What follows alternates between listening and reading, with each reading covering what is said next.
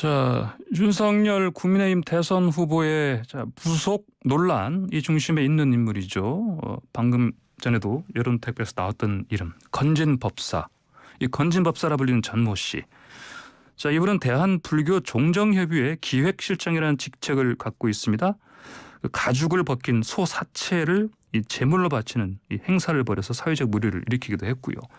불교계에서는 이 무속 논란, 이 건진 법사의 정체 어떻게 보고 있을지 좀 알아보겠습니다.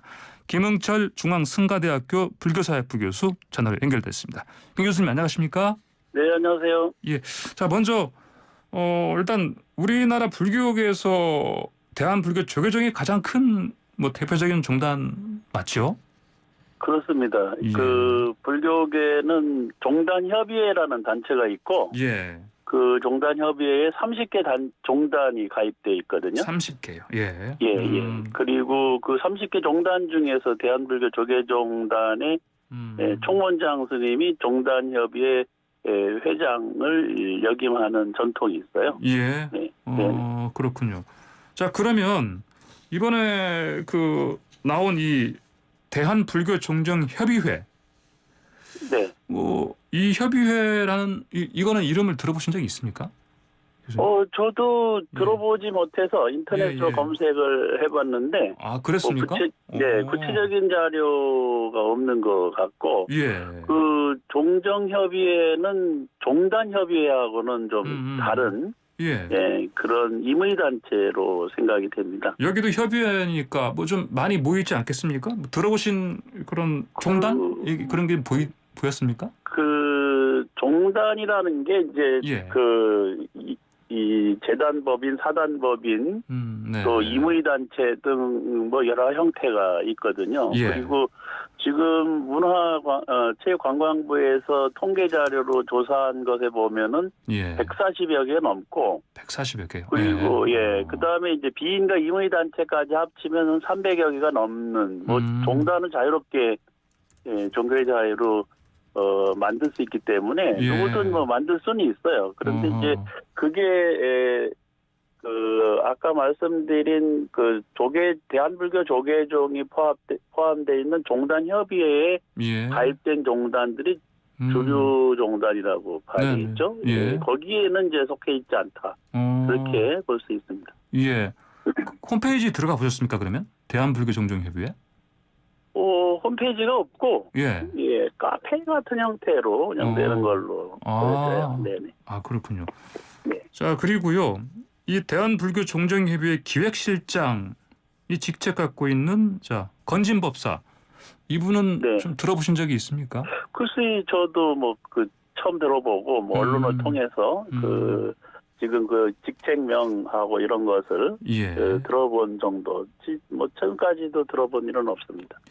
그러면요, 그 언론에 좀 노출된 사진 같은 걸 보면 보통 우리 법사라면 그래도 불교계 직책을 가지고 계신 분이니까 아무래도 스님이지 않을까. 그래서 머리도 삭발도 하시고 그리고 승복도 입고 그런 걸 기대를 하는데 그렇게 나오지 않더라고요. 어떻게 보셨습니까? 법사라고 하는 개념이 그 산스크리터 인도에서부터 시작된 다르마 까띠까 설법사라는 말에 줄어가지고 법사로 쓰이는 게 전통적인 개념이에요. 그리고 이제 제가불자의 경우는 다르마 바나카 복종자라는 의미로 이제 사용된 개념들이 있거든요. 그래서 이제 대개 보면은 그런 군소 종단에서 법사라는 개념으로 활동하는 제가불자들이 있는 것으로는 보이는데 그 주요 종단에서는 그렇게 부르는 경우는 잘 없고 다만 이제 스님들이 설법을 하셨을 때 법사로 이렇게 호칭되는 경우들이 있습니다. 그 종단에 따라서 이렇게 사용하는 용어들은 다르지만 그 법사가 스님이라는 의미로는 잘 사용되지 않아요. 왜냐하면 스님은 부족계를 수지하고 분명히 그 수행과 이런 과정들이 있거든요. 수행 과정이. 그런 것을 거치지 않으면 스님이라고 하지 않고 또 대한불교 조계종은 또 스님이라는 호칭을 갖게 되는 데는 분명한 그 통과 의례와 예. 수행 과정, 교육 과정 네. 이런 것들을 정해놓고 있습니다.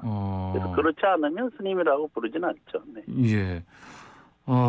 그 이분이요, 건진법사라는 분이 이분의 스승은 또 뭐 해우 스님이고, 이 해우 스님은 일광조계종을 창시했다 이런 얘기가 나옵니다. 네. 일광조계종은 좀 뭡니까? 이거 아십니까? 대한불교 조계종이 이제 1962년에 통합종단으로 출범한 유일한 조계종단이었어요. 예. 그런데 이제 그 70년부터 정부가 네. 그 종단을 이제 뭐 임의로 만들 수 있게끔 그걸 넓혀놔 버렸죠. 예, 그러다 보니까 이제 대한불교 조계종의 조계종명을 딴 종단들이 이제 우후죽순 생기게 되고 네. 그 조계종이라는 이름을 쓰는 종단들이 뭐 수십 개가 됩니다. 예. 그러니까 뭐 아무나 붙일 수가 있는 거죠. 그래서 이제 대한불교 조계종단에서는 그렇게 하지 못하도록 노력은 했지만 법적으로 그 대한불교 조계종이라고만 안 쓰면 앞에 뭐 여러 가지를 써도 허용이 되다 보니 법적으로 그래 돼 있으니까 개인이나 임의단체나 또는 법인도 그렇게 사용하는 경향들이 있어요. 그래서 대한불교 조계종하고 또 다른 조계종이라는 명칭을 쓰는 종단하고는 엄격히 구분할 필요가 있습니다.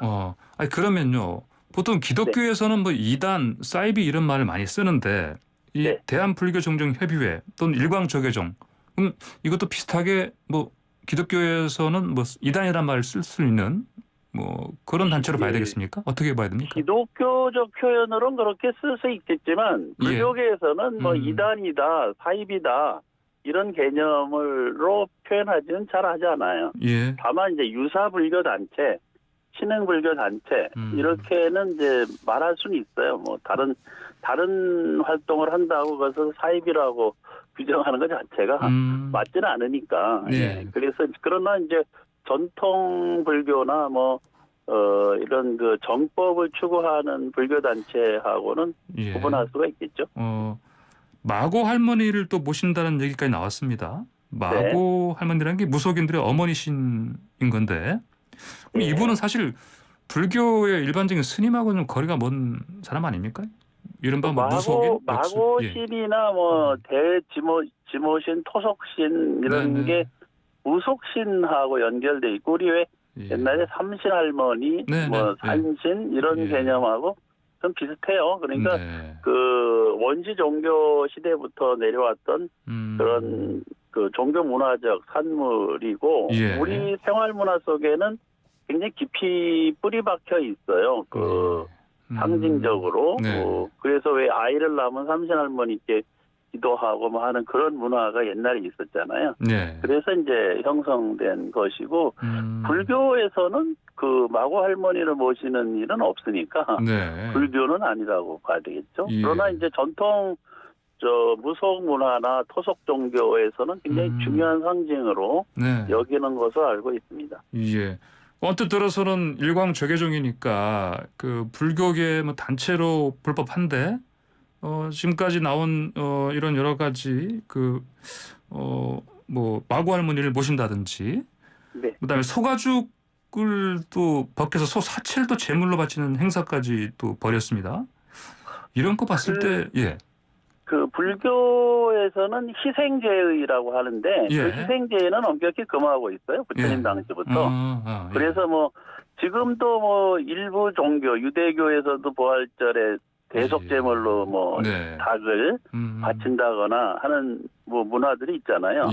닭이나 양이나 염소, 돼지, 뭐 소 이런 것들을 대속제물로 바쳐서 하는 그런 전통 문화들이 있는데 그것들이 현대 종교에서는 이제 거의 사라져 가고 있고 일부 이제 우리 한국의 토속 신앙에서 그런 경우들이 있긴 합니다. 근데 이제 그것은 불교는 그것을 허용하진 않아요.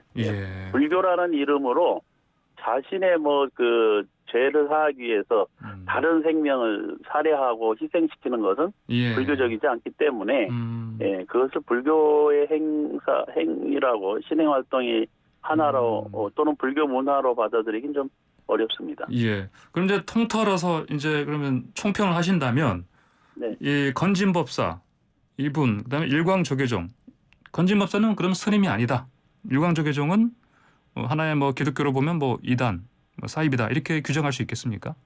글쎄, 제가 그분들을 만나보거나 네. 또는 뭐 이렇게 살펴본 일이 없어서 제가 그렇게 규정하기는 어렵습니다. 다만 이제 예. 불교계 입장에서 보면 그 대한불교 조계종과 연관이 있다거나 예. 또는 뭐 전통 불교 교단의 활동과 직접적인 관련이 있다거나 네. 이렇게 말할 수는 없다고 봅니다. 알겠습니다. 교수님 오늘 말씀 여기까지 듣겠습니다. 고맙습니다. 네, 네, 감사합니다. 네, 지금까지 김웅철 중앙승가대학교 불교사학부 교수였습니다.